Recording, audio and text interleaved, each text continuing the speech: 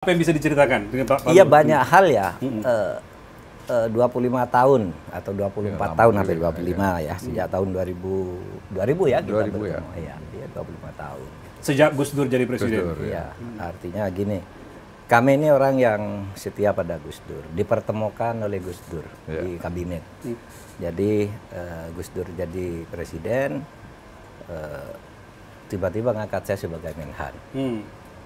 Masyarakat kaget, termasuk Amin Rais juga, apa tuh? Gus Dur tuh ngapain ngawat Mahfud? Dia mengerti apa tuh soal pertahanan katanya. Kalau hukum oke-oke lah, tapi pertahanan apa tuh Mahfud gitu. Nah, menariknya Mas, ketika saya diserang begitu, saya mau mundur sebelum dilantik. Rapat di rumah saya tidak enak nih, saya memang tidak mampu kok di Menteri Pertahanan gimana. Nah, Sempat ada mau mundur ya? mau mundur. Ketika sedang rapat mundur itu, tiba-tiba Gus Dur nelpon. Nah, itu yang kalau orang pesantren menganggap Gus Dur itu wali. Karena begini, Pak Mahfud, ngapain kamu mau mundur? Nggak usah mundur, saya yang bertanggung jawab. Sudah saya pikirkan kamu Menteri Pertahanan gitu. Oh ya? Besok kamu harus ke Jakarta, saya lantik. Itulah kemudian saya bertemu Pak Luhut di kabinet. Nah, mungkin Pak Luhut punya cerita lain nanti soal pengacara. Tentang cerita tentang Menteri Pertahanan tadi, Pak Luhut gimana bisa menceritakan? Tiba-tiba ada Pak Mahfud namanya, yang bapak orang militer gitu, tiba-tiba ini ada Mahfud Menteri Pertahanan, itu gimana ceritanya? Ya satu ketika dalam konteks ini juga sebenarnya Gus Dur tuh bilang sama saya, Pak Luhut nanti besok atau kapan saya segera mau lantik Menteri Pertahanan. Gus Dur bilang ke bapak? Menteri Pertahanan. Siapa Pak Gus? Ntar tahu dengar sendiri, orang hebat dari Jogja gitu. Oh. Saya bilang, oh Menteri Pertahanan gitu. Iya, biar sipil gitu. Ya udah, selesai terus tiba-tiba diumumin lah Pak Mahfud. Saya bilang, saya kenalan dong Gus gitu, saya bilang gitu. Ntar Pak Luhut lihat dah. Oh. Ya udah dilantik lah Pak Mahfud. Mahfud. Pak Mahfud entah kenapa kita kok jadi terus juga ya cocok ngomong gitu. Oke. Terus saya bilang, Pak Luhut ini saya Menteri Pertahanan gimana?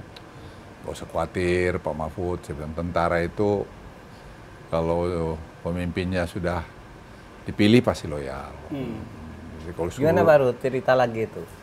Jadi sebelum Gus Dur jadi presiden, oh ya, Pak Luhut itu kan duta besar. Duta besar di Singapura. Ya, ya. Betul. Pak Gus Dur berkunjung ke sana, lalu katanya Gus Dur nanti. Nah, gimana Pak? Gimana ceritanya? Ya, Gimana cerita ceritanya? gini. Jadi Luhut, sebelum jadi presiden Gus kok Dur. ada di sini?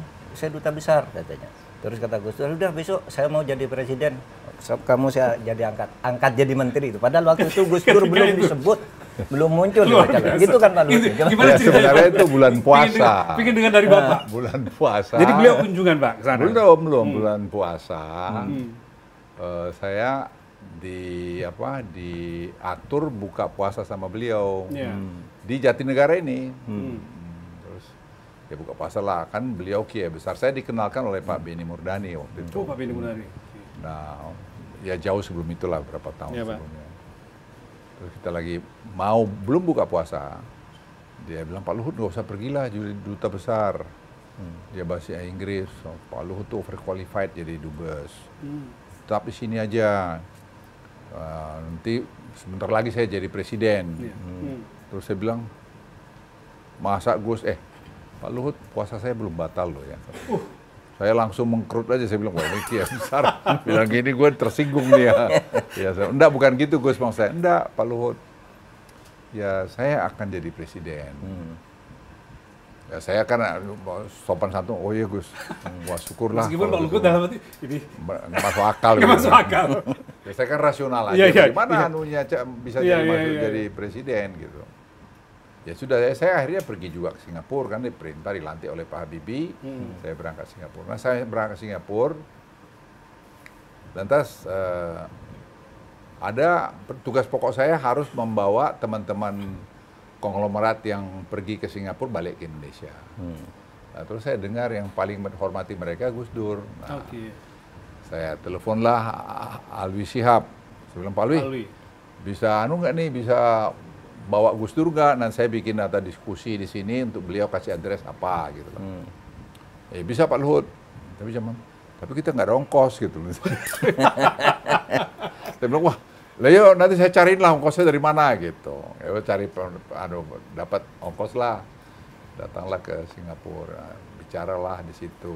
Waktu itu beliau ketua PBNU ya Pak ya? Masih ketua PBNU ya, betul ya Pak? Betul ya. Jadi waktu bicara di kedutaan, terus dia ngomongnya, kan saya bilang bahasa Indonesia. Iya. Terus tiba-tiba dari belakang bilang, dia bilang, Gus Dur ya, kami nggak ngerti nih bahasanya, bisa nggak bahasa Inggris? Sambil gini dia bilang, ini my ambassador asked me to speak in bahasa. So let me speak in English, dia bilang gitu. Terus saya kan takut juga, kau ini bisa nggak bahasa Inggris? Atau Inggrisnya lebih bagus dari saya. Dia berbahasa Inggris lah terus. Iya. Ya ini yang bikin saya shock itu. Dia bilang, kalian tahu nggak gitu, sebentar lagi saya jadi presiden gitu. Waktu Singapura ya itu. Singapura itu di aulanya kedutaan kita. Aduh, saya udah pikir ini saya udah duta besar kan, mau sembunyi di mana saya? Saya menjadi duta besar. Jadi ini duta besar ini dia overqualified, jadi saya akan panggil pulang ke Indonesia jadi menteri gitu. Aduh, kata Gus Dur nih Pak. Iya, jadi saya udah, waduh gimana ini gitu. Ya sudah, itulah cerita. Jadi terus satu ketika bulan Oktober saya kira itu ya, yang sidang umum. Iya. Oktober 2019 ya. 2009 ya. 2000. Agustus Pak kalau sidang. Oh, yang pemilihannya ya, bulan Oktober. Pemilihan. Oktober. Kemudian saya lari, saya kan hobi lari. Jadi lari saya 10 kilo waktu itu. Jadi hari itu sampai di pemilihan presiden. Udah hitung-hitung itu. Udah bicara Allahu Akbar menang Gus Dur kan. Terus ini kok bisa menang Gus Dur ini? Jadi presiden. Teringat waktu itu Pak. Saya terus ingat itu. Terus saya panggil istri saya, Mama, lihat Gus Dur jadi presiden gitu. Kita sama-sama nggak percaya.